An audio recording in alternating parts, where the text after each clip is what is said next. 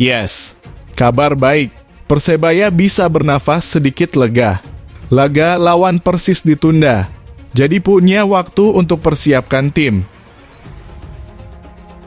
Bonek semakin menyadari hal ini, perihal hengkangnya para pemain Persebaya di bursa transfer paruh musim.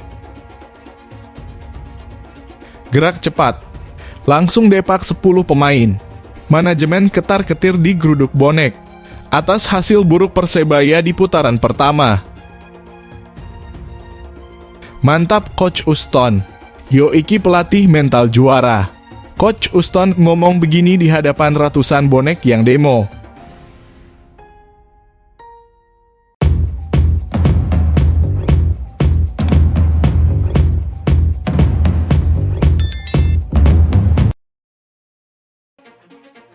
Yes, kabar baik. Persebaya bisa bernafas sedikit lega. Laga lawan Persis ditunda, jadi punya waktu untuk persiapkan tim. Akhirnya kejelasan soal laga Persebaya versus Persis Solo menemui titik terang. Laga tersebut harus diatur ulang dan akan terlaksana pada 13 Desember 2023 pukul 18.00 waktu Indonesia Barat.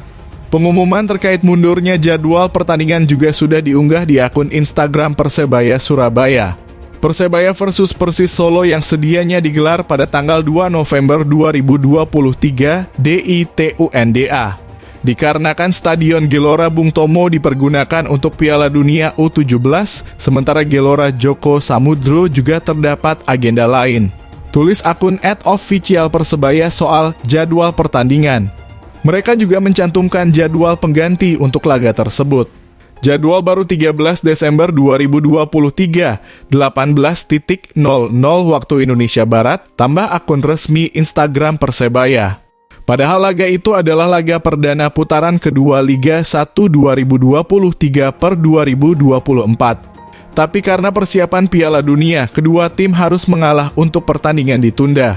Sehingga di pekan ke-18 ini kedua tim tidak akan merumput. Mereka pun langsung menatap laga di pekan ke-19. Persebaya Surabaya akan bertandang ke markas PS Barito Putra. Di pertemuan pertama, Laskar Antasari julukan Barito Putra bisa menahan imbang Green Force 1-1 di Gelora Bung Tomo.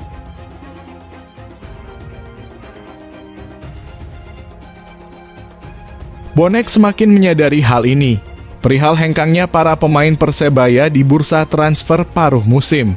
Bonek sadari satu pertanda The Valente bakal hengkang dari Persebaya Surabaya bakal jadi dua pemain asing yang tersingkir. Satu nama yang digadang-gadang akan didepak tentu saja adalah Paulo Victor yang hanya mencatatkan 1 gol dalam 13 pertandingan. Sementara spekulasi terkait satu nama lain terus berkembang dikabarkan, Bonek mulai menyadari bahwa satu pemain asing lainnya yang akan hengkang adalah The Valente. Hal itu karena The Valente terpantau tak terlihat dalam sesi latihan tertutup yang digelar Bajul Ijo pada Senin 30 Oktober kemarin. Ketidakhadiran The Valente diketahui dari unggahan terbaru Persebaya Surabaya di media sosial Instagram. Bukan satu-satunya yang tak terlihat, tetapi Paulo Victor juga sama. Membuat indikasi keduanya bakal didepak makin menguat. Ada yang tidak kelihatan. Tulis bonek.pedia. Victor Dimnah Chong. Tulis Persebaya Fans. 27. Pemain asing sengga di foto positif minggat iki. Awas ojok blunder ngelepas se. Tulis Firmansyah 786. Terpantau wis Garnok Victor dan The Valente. Tulis B_Ted. Ze kemana?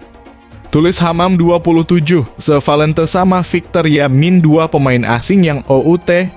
Tulis Safira.Dwi 91. Victor Ze. Tulis Marco Sandi 81. Yok opo tanggapan bonek-bonek kabeh. Setuju opo enggak? The Valente out soko Persebaya. Sakjane The Valente kui pemain apik. Tapi kabeh tergantung keputusan manajemen. Mugo-mugo seng terbaik gawe Persebaya. Tulisan tanggapannya penuh mengenai The Valente nang komentar ngisor ikiyo.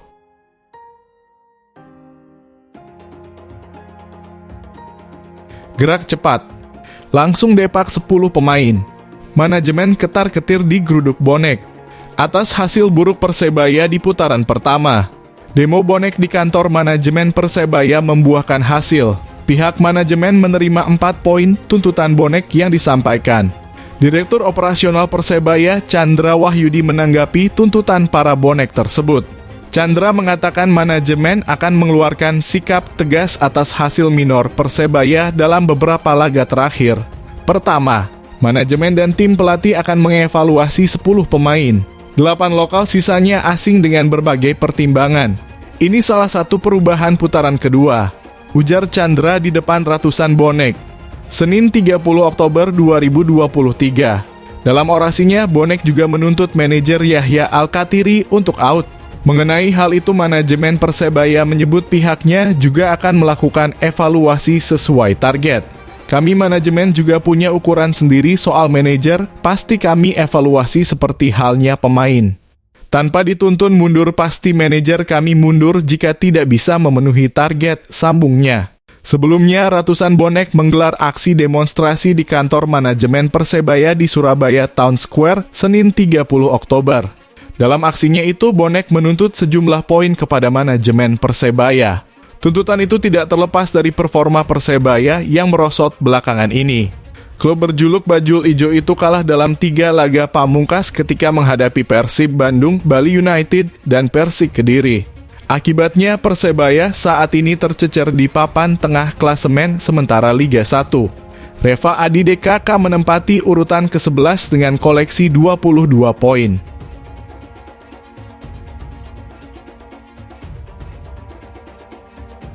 Mantap Coach Uston. Yo iki pelatih mental juara. Coach Uston ngomong begini di hadapan ratusan bonek yang demo. Persebaya Surabaya terus dihantui hasil minor menjelang akhir putaran pertama Liga 1 Indonesia 2023/24. Mereka cuma mengantongi 1 poin dari 4 pertandingan terakhir, yakni saat mengimbangi Dewa United FC. Tentu hasil ini menjadi evaluasi semua tim pelatih dan pemain untuk mempersiapkan diri di putaran kedua. Caretaker Uston Nawawi sepakat bahwa Persebaya harus mengulang kembali persiapan dengan maksimal. Ya, kami restart lagi. Tumbuhkan lagi kebersamaannya, semangat juang bahwa kami semua menyandang nama besar Persebaya, jelas Uston Nawawi, Selasa 31 Oktober 2023. Menurut Uston, Persebaya yang merupakan tim besar jelas berbanding lurus dengan tuntutan supporter. Bonek menginginkan klub bangkit dan meraih titel juara Liga 1 musim ini sebagaimana sudah ditargetkan. Sebagai tim besar, ekspektasinya cukup besar. Semua pemain menyadari itu yang menjadi permasalahan, beber Uston Nawawi. Sebagai awalan, Uston yang kembali ditunjuk manajemen sebagai pelatih sementara menggantikan Joseph Gombau memberikan menu latihan ringan untuk para pemain. Latihan ini diberikan setelah pemain Persebaya Surabaya libur. Mereka diberikan jatah beristirahat setelah laga melawan Persik Kediri. Latihan conditioning saja setelah libur, ucap Uston singkat usai memimpin latihan Persebaya di Stadion Gelora Delta Sidoarjo. Di sisi lain, Uston Nawawi menanggapi positif demo yang digelar bonek di kantor marketing Persebaya di Sutos. Aksi tersebut diakui merupakan tanda bahwa supporter sangat peduli dengan prestasi klub idolanya. Hal inilah yang membuat saya termotivasi untuk kembali tampil maksimal di Liga 1. Saya nggak terbebani karena sudah sering di demo juga waktu jadi pemain. Semoga ini menjadi energi positif bagi kami, tandasnya.